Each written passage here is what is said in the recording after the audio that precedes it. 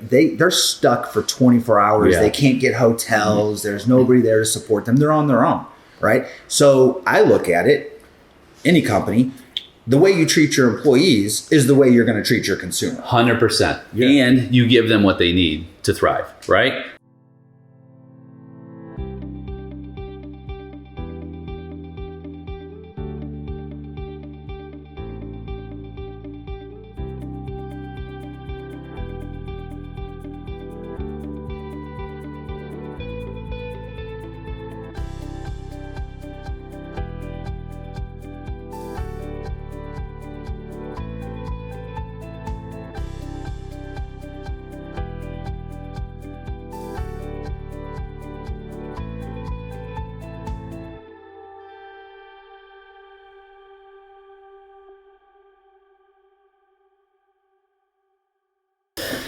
Travis, Sam, here we are, not on our normal studio in St. Louis, Missouri. We are here in California, down in Silicon Valley, actually overlooking the beautiful valley as we are in our leadership retreat for our leadership elite group. We talk a lot about the group when we're in our podcast episodes, and we're on site. Interestingly, this is the innovation capital of the world. Part of our retreat is really studying Steve Jobs' leadership and his innovative mind. But getting here was, I called it Flight Mageddon. I mean, a lot of people experience that with the Christmas flights, but we had a huge FAA meltdown on our way in here on Wednesday. And I'd like to just kind of talk about what happened. What was your experience, and what does it mean for antiquated systems? What does it mean for tech? What does it mean for business? You know, can businesses survive? Can they even thrive without having the forward motion that's required for businesses to be relevant? So let's just dive right in. So Wednesday, we all had a flight together. There were 6 of us on the same flight. I got a text message from you, I believe. It said, check your flight, because you've been rebooked. We were, and then so you two were on one flight. I was on another flight. The rest of the group were all on different flights. Different times of the day. And then what happened? And then all of our flights. So then a lot happened. You go ahead and explain. It was about 6:30 in the morning. We're supposed to have a flight at 11:30. I check it. They changed us to 1:55. So I call Sam, let him know, hey, flight's changed to 1:55. So I was like, I'm going to take my kids to school because I'm going to be out here and not going to see them for a few days. So I take them to school, run a couple of errands, happen to look down at 9 o'clock, and they had changed the flight back to 11:30. So then it was a mad scramble, right? Like calling Sam, like it was a mad scramble. Took my time. I was like, push back. There. Got my feet up, you know. Right. You know, so then we rushed there to get there for 11:30 flight. And then that gets delayed until about 1 o'clock. So it was a 12-hour travel day for something that should have been 5.5 hours. Right. And what was really interesting is that 6 people were on the same flight. And then we all got dispersed to different flights. Was your flight full? One flight was full, one flight was not. Okay. So, and then here's the other thing. Of course, we had a dinner here that was scheduled. And of course, a lot of people have plans changed and whatnot. So I was going to go to the airport and I was just going to get there early anyway. I said, I'm going to stop by the office now. My flight doesn't leave till like 2:30. But then it was like 3:30 and then 4:30. And then it's like, well, I'm not going to be there till 11. So I go up to the airport and they take a look. I'm like, look, I've got an event. Is there any way, do you have anything? I'm like, we've got a flight that goes through Midway. And you can hop on that and you'll get to San Jose at 4:30. I'm like, why didn't you put our entire party on that? What if my son was coming with me? 100%. You don't know that it's my son. And you split us up, right? He's going to this airport. I'm going to that other airport. This is a huge mess. Yep. So they're like, oh, by the way, you only have 28 minutes to get there. So I've got my backpack on, like, the old O.J. Simpson. You're that guy. There's many of you. There's many of me, right? Yeah. Stuff falling out of my bag because it wasn't closed all the way. And people are like, hey, here's your, here's all your stuff. Right. I'm like, good Lord, I hope nothing else falls out that I know about. I get there and I look at the flight and there's like 40 seats. It's crazy. It's such a mess. Like I could not picture a worse travel day that I've ever had in my life. Yeah. To go in a very, it's a long distance from the Midwest, but it's not crazy. It's not crazy. Right. Yeah. I think the audibles constantly, right. Like as soon as our flight was pushed back hours, I literally took my foot off the gas pedal and I was like, oh, I got time, you know? And then I really don't like the chain, like postpone your flight 3 hours and then half an hour later, oh, it's back to the original time. Or even longer than that. Because then, you know, what do you do? Canceling our flight. Like, what do you do? Why did they cancel our flight? You know what I mean? Like, that was before the FAA meltdown, right? And so I've never understood, why did they cancel our original flight? Because we depend on systems and algorithms, and that's how it operates. And when you have that type of system, if there's any type of disruption, it's like it's cascading effect. And so that's a great starting point, because right at Christmas there was the huge Southwest meltdown, and what was revealed was, and a lot of people don't know this because it's just not in the news, that their systems are 20 years old. I think they have never updated. They have not updated in 20. Okay. Yeah. So that was on Southwest, and the CEO of Southwest was, forthright and apologetic, and we're working on it, right? But I think, not to interrupt you, but I think he was forced into that because there were multiple different Southwest pilots that were posting, because I think if you think about Southwest and you think about the culture that they had under their previous CEO, which was like their original CEO, right? They were always outstanding, outstanding culture, right? Always the best place to work. Always had the best customer satisfaction. They really believed in the servant leadership model, where they put a ton of effort into what they called loving their employees, which was kind of a play on the fact that they're hubbed out of Love Field. But because of that, right, it was always kind of a fun look. It's Southwest, right? Like you're not getting the best plane, you're not getting the best snacks. No frills. There's no frills, but right? still the darling. Right? You got treated really well. People were happy. They got you direct flights. You know what I mean? It was relatively cheap. Now, fast forward, right? And I've been a Southwest customer for years, and kind of in St. Louis, for those that don't know, we're kind of forced to use Southwest because once TWA was acquired, there isn't really any other airlines that do a lot of direct flights. However, used Southwest for years and years and years. Old CEO retired, whatever happened, new CEO comes in, and I believe he was a COO, right? So you have an operational guy who kind of came in, who has kind of stepped away from that, that same servant leadership model, and starts looking at, okay, we need to drive revenue, right? So all of a sudden now Southwest prices are usually on par with Delta, which I think Delta is a far superior airline, experience, right? In experience. Yeah. And now you get into the fact that we're utilizing this system that, when I did a little bit of research on, this used to be the system that all airlines used until 1978, right? And in 1978, there was a deregulation in the airline industry, and they went to more of a hub and spoke model instead of this point to point. What really bothers me about the whole scenario is in 2021, Southwest received $7 billion out of one of the different COVID acts, right? The Great American Rescue Plan, whatever it was. And so they had $7 billion. And obviously some of that is to obviously, keep employees paid. They weren't flying, right? They weren't using their planes, right? They didn't take that time to say, okay, here's a time where our volume has probably been cut by 90%. Let's update our systems with this gift that the American taxpayers gave us, right, to help us stay competitive. And I would love to know what they did with that money, right? I would love to know where that money is, because it obviously didn't go into systems. It didn't go into upgrading their fleet, because we're still flying on planes. One of our flights yesterday didn't have Wi-Fi. Not a big deal, but it's 2023. Right. It's 2023. You know what I mean? Like, how do you not have Wi-Fi on a flight in 2023? Yeah. Huge deal. And so it's just, when you start to compound all these different things about Southwest, and I've got a Southwest credit card. I used to be the guy saying, hey, fly Southwest, fly Southwest, fly Southwest.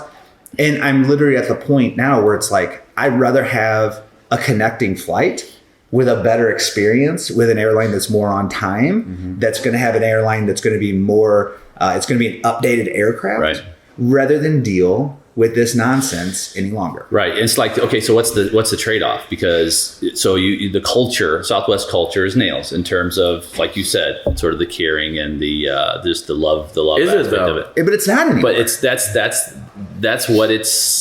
the aura That's what of it, it right? was. Yeah, I think it's what it was. I think what Travis is right is that image and that feeling when you get this out is really been negative in every aspect. Yeah. But have the year and a half. Have the flight attendants and the crews. I mean, I still see them, laughing, joking. In fact, on this last flight, the flight attendant said, "Hey, did somebody lose this?" Right? Everybody looks up, and she's got the instructions with what we're going to do about the whole if somebody. Something happens to the plane. She's like, now I have your attention, right? I'm like, that's pretty clever. Yeah, they do clever pretty stuff. clever. So I think that's still there. I mean, it's not like that's just going to die. Like they're not going to end this sort of culture of having the lightheartedness and that. But the question is, does it match the whole experience? Because that's just one piece. Well, and I really think, especially, it was illuminating to read a lot of these posts by Southwest employees, especially on Facebook, while all this stuff was going on, where they were saying, like, we're ready to fly you, right? Like, we want to do this. Like, it is not us, right? Where it seems like that culture still exists with their, seasoned employees that were there before, but it's not being lived and breathed by the executive team, right? It's just a culture that is starting to stagnate within employees. Yeah. And that's not, 5 years from now, if you have that culture and you have that type of organization, 5 years from now with attrition and hiring new people, that culture is no longer there. Correct. Right. And that's what we need to think about, right? I mean, we're here in Silicon Valley, right? Mm-hmm. What do we do as leaders in the movement to continue to innovate? We're not thinking about today. We're thinking about 3 to 5 to 10 years from now. They didn't innovate. What does it look like? The systems that are failing need to be updated and fixed. That's a crutch in your business model that you need to address.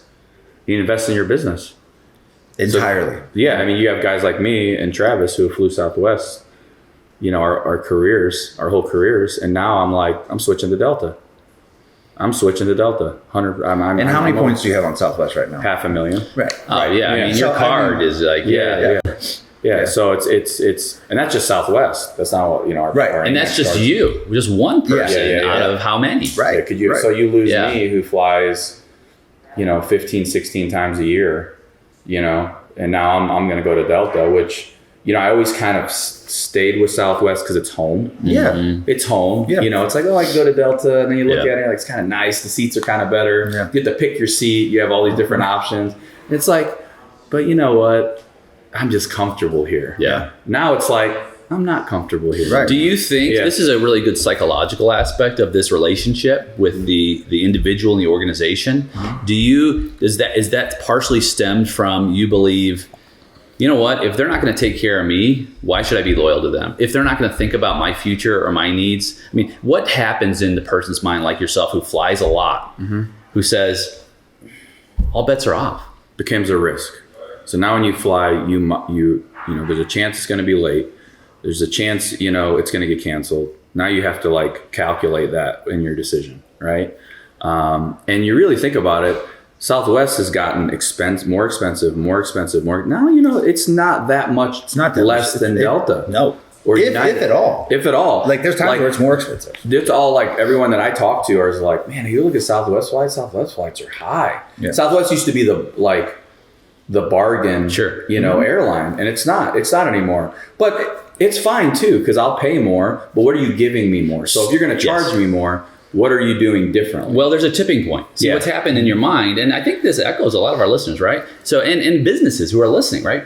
This echoes sort of this tipping point that you're willing to accept some level, sure, based on your own loyalty. You know what? If there's some here and there, cool. But there's this tipping point. You're like, that's about it for me. Yeah, I mean, for me, it's starting. All of the things that are different about Southwest that I used to overlook or just kind of quote unquote deal with, right? Yeah. Right, like the cattle call boarding process, right? Yeah. Getting on and you have, just pick a seat, right? Pick a seat, which sounds great, but it's annoying, right? Like it's just frustrating, right? Especially when you're flying with multiple people because it's super hard to try to get everybody lined up. And then it's just now the fact that I try to always do a carry-on, but I would never check a bag with Southwest, right? Like I would never check a bag with Southwest, which limits where I'm going to take Southwest on what trips, right? Because if it's a long trip, I'm not going to take a chance on checking my bag and it being gone for 5 days. You know what I mean? And so all of those things compounding, it's death by 1,000 paper cuts, right? All those things compound in my mind. And it's like, even if it's 10, 20, 30% more on Delta, I know what I'm going to get, right? I know exactly what seat I'm going to get, whatever seat I want, right? Like it's my choice. I know I'm going to get a better experience. And for me, at this point in my life, that part is really kind of, it's been the tipping point, right? Yeah. This trip is the tipping point for me where it's just like, that's it. I can't, I'm not I actually had lost anymore. baggage on Southwest last year. Did you? I just remembered now that you said that. So it's been like, You've been teetering. yeah. It's been a lot of, but like, I think until this last event, you know, I was just like, man, and I know it's not this last particular event wasn't just them, but it's like, it's all these things. Like it was them recently. Right. Yeah. And then the systems issue. And then you had, you know, they had a run not that long ago where flights they were all delayed. They had all kinds of problems. I mean, this has been problem after problem. And it goes back to their system, right? Like even though the FAA meltdown that happened on, I guess it was Wednesday. Tuesday, Wednesday. Whatever. I can't remember what day we got here. Exactly. Wednesday.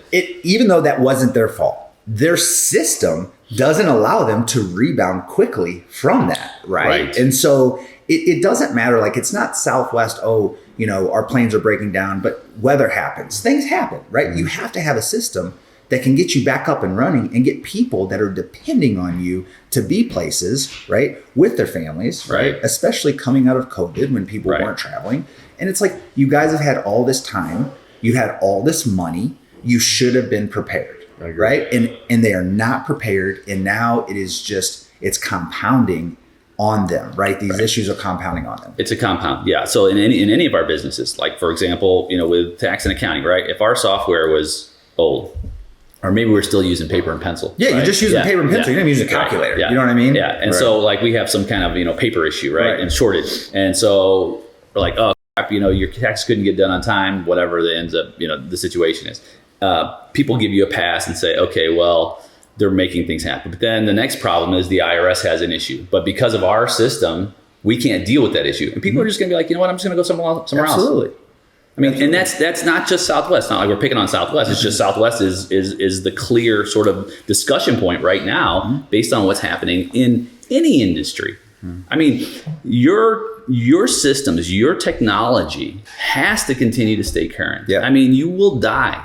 Yeah, absolutely. And especially in such a dynamic industry as the airline industry. And I obviously, we're all capitalists, right? And we believe in free market societies and everything. But where it's challenging, as I was thinking about this morning, is how do you start an airline? You know what I mean? Like, you want to talk about a barrier to entry to like start an airline and then start an airline to challenge the big boys. Right. It's not feasible. You know what I mean? Right. Like it's really not feasible. No. So in this regard, this is where the government needs, right, to step in. Like, where is Pete Buttigieg, right? However you say his last name. You know what I mean? Like, you're the transportation secretary. That's great. You pick up the phone and then you do a news conference that you picked up the phone to call the CEO. Right. But like, what are you doing, right? Like, what are you doing to make sure that these airlines are staying competitive when there's not that many airlines out there, right? The industry has been, has constricted so much over the years that there's only a few big players, and there's no need. You give Southwest $7 billion and there's just no need for them to update their systems. There's no need to bring it to the 21st century. I mean, it just blows my mind that this is happening. Right? Well, yeah. And I think it speaks to like organizational values, because your consumer, your end user, they're looking and watching to see what's important to you. And they'll align that with what's important to them and make a decision, an informed decision on whether or not they want to partner with you, right? And so when you send the message and say, you know what, we're not really interested in having a system for you that makes your travel easy, right? That deals with potential issues before they arise. that solves problems instead of starts problems. I mean, those are, you're just checking these boxes. Yep. And so then, wow, it sure does become apparent. Why didn't we do this how many years ago? But it's not just Southwest. It's all of us. And I wonder, okay, so now you've got people who likely will be leaving in droves, right? Who are... Yeah, that's obviously the punishment. Yep. I mean, you'll have guys like me and Travis and, thousands upon thousands of people who are starting to move to other airlines. And I think that's really the ultimate, other than, obviously the government getting involved, which, at the end of the day, like bad leadership is the problem here, right? Yes. Leadership is the issue. Yes. You had the old CEO was different. He had a different leadership philosophy, servant leadership, which is great in the airline industry. Yep. Now you have an operator who's out of touch, apparently. So that's costing them. Well, and not only a lot of customers and money. Not only does it affect the customers, but it negatively affects the employees, right? Because they were stuck as well, right? And so now your highest valued employees, right? Your pilots, right? They're stuck for 24 hours. Yeah. They can't get hotels. There's nobody there to support them. They're on their own, right? So I look at it, any company, the way you treat your employees is the way you're going to treat your consumer. 100%. Yeah. And you give them what they need to thrive, right? So now you have your flight attendants, you have your front desk clerks, right? You have all of them really having so much more stress added to their lives because now they're having to not only combat these issues, but also the perception, the persona. People are more upset, right? Yeah. There's just more tension with your customer. So like, in your organization, like saying, what is it that I need to make sure are the necessities so that my team can function at their highest level? Mm-hmm. Absolutely. Leadership. And if I'm not providing that, I'm losing. We're all losing, and I'm going to lose great people. Yeah, and I think this is one of this. I heard this will be one of the first quarters that Southwest has lost money. Yeah, right, because of all the money they had to pay out on this, and that's going to. Well, you said in first quarters, right? Yeah, because right. So the big question then is, all right, so this is the case, right? And maybe someone listening today is like, shoot, I'm in that same situation. Mm-hmm. Maybe they haven't had the meltdown, but maybe they can see it coming around the corner, and they're like, this is a warning sign for me. Because if I end up in the same situation, I'm going to lose market share. My business might even have to shut down because I don't have, I'm not too big to fail, right? So that's a person who certainly needs to do the evaluation right now. What is it that's missing, right? Where do I need to put money into it? If I don't have money, how do I find that money? Because my business will not survive unless I get current, get up to date, get innovative. And innovation, not necessarily, I don't have to get ahead of the game either. Just look at your competitors, right? I mean, that's the thing, right? Find that one company in your industry that is the best, right? And figure out what they're doing. Ask questions, like as business leaders, as business owners, I love talking about my business, right? And so if somebody would call me and be like, hey, I got questions for you, like I'm in the same business, but I'm starting out, or, what do you have any advice for me? I would gladly. Yeah, but when you're the big fish, when you're a big fish like that, that's why it's so hard to get big corporations to move, because it's such a big, the bureaucratic nature. Small business is nimble, right? Yeah. If you're operating your small business properly, you can be nimble, right? Big corporations, there's a lot of red tape and but it comes back to leadership, because if you think about Herb Kelleher, and so like this history of Southwest, there was a company called Pacific Southwest Airlines. And so during the deregulation phase, Southwest or Kelleher was wanting to find out, he's doing this research on innovation on where different airlines are going. And he saw the Pacific Southwest model, which was a no frills model. And during the deregulation era, he was able to then take that model and then integrate it. So what is he doing? He's out there seeing what is it that is on the front lines that I can maximize the value of this so that I can meet my customer exactly where I know they need to be. And this is where it comes down to. Do I know what my customers want and need? We've talked about this, right? It's 101, right? Do I have the capacities, the competencies to meet those needs? And do I stand out in the crowd? And if all those three aren't a yes, better sharpen your pencil. Absolutely. Yeah. So my question to you then, how could they ever win you back? I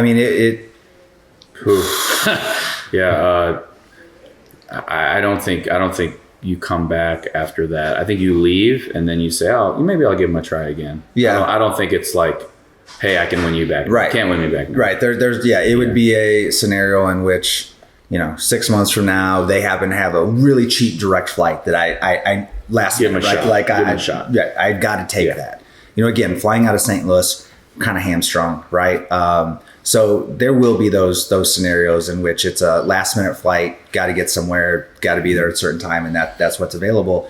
But instead of my first option, just to by default to go into my Southwest app and book what they have, those days are gone, right? Those days are gone. So I think I just booked my last one. Yeah. So those days are gone. Now it's just going to be look, here's 5 airlines. Yeah. Now it's going to come down to which airline is going to get me there the fastest, which one's going to be the most comfortable, which one's going to do so, from somebody who, again, credit card, rabid fan, right? Companion level, right? Yeah. I am we are their prototypical customer. Like I don't eat their snacks, Rick, 'cause I don't want them. I don't drink anything. I'm the cheapest person, you know what I mean? Like I pay full fare, I get on your flight, you don't have to do anything for me, you know what I mean? Just get me there. To now, right? Like that's no longer the primary option. Yeah. Yeah. I agree. And it took years for me to get to that tipping point. It will probably take me years for me to ever really consider coming back full time. Yeah, me as well. Southwest has got some work to do. Yeah. Yep. But it's a lesson for all of us. Absolutely. Yeah, and we cheer Southwest on. Yeah, I hope we they do. want them to be able to deliver the kind of service that the company and the vision was founded on. Absolutely. Yeah. It's good stuff, guys. Hey, let's enjoy the rest of our trip, yeah, right? Let's do it. All right. We're going to go see Apple Campus today. Yeah. We're going to go see Steve Jobs' house. We're going to go really innovate in a way that this man had. And that's another thing for Southwest. If you're having trouble figuring out where your mojo is, and spend some time with those who have done it. Right. Even if they're not with us anymore, go on site, get full immersion, get inspired. Yeah. Mm-hmm. And reinvent the future. Maybe read Herb's book. Yeah, maybe read Herb's book. Good point. It's good seeing you guys. Glad we're doing this today here. Awesome. Thanks guys. Yep.